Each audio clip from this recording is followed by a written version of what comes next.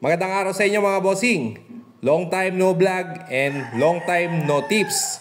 Pero ngayon po mga bossing, dadalasan na po natin ang pagbibigay natin ng tips dahil dito muna po tayo mag-upload ng ating mga videos. Bali, pakipollow na rin po yung ating page na ito para po masuportahan nyo din po ako. Maraming salamat po mga bossing.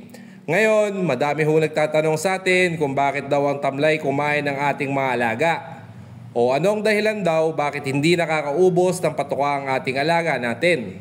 Okay naman daw ang pagbibigay nila ng patuka, katulad dati, hindi naman sila nag-change feeding. Minsan nga daw ay sumusubok na sila ng ibang patuka dahil yung dating nakasanayan na nila or maintenance sa patuka ay biglang hindi naman nila nauubos. Kaya sumusubok ho sila ng ibang patuka para sa kanilang mga alaga. Tapos, eto pa, regularly naman daw sila nagpupurga. At yung maintenance din naman daw nila ay maayos ang kanilang pagbibigay. Kaya nagtataka sila bigla-bigla na lang na hindi na uubos ang patuka sa kanilang mga alaga. Ngayon po sa tingin ko ay una ho ay sa panahon yan mga bossing. Dahil sobrang dry na ho talaga ngayon. Kaya ang ating mga alaga medyo stress din kasi. Tapos minsan may mali din tayo. Medyo ang ginagawa natin na diskarte o pamamaraan pa ay binibigyan pa natin sila ng B-complex or maintenance nyo na vitamina. Ade mas lalong umiinit ang katawan ng ating alaga nun mga bossing. Mainit na nga ang panahon, nagdadagdag pa tayo ng init ng katawan nila. Okay naman magbigay once a month pero wag naman po yung parang conditioning ang binibigay natin sa kanila. Kaya ang mangyayari niyan, nasa bilaran ng ating alaga, lalong madadry sila at tatamaring kumain. Ganto na lang ho ang gawin natin na pamamaraan mga bossing. Kung nagbibigay kayo sa kanila ng 50 grams, halimbawa sa patuka, ay bigyan nyo muna sila ng 45 grams.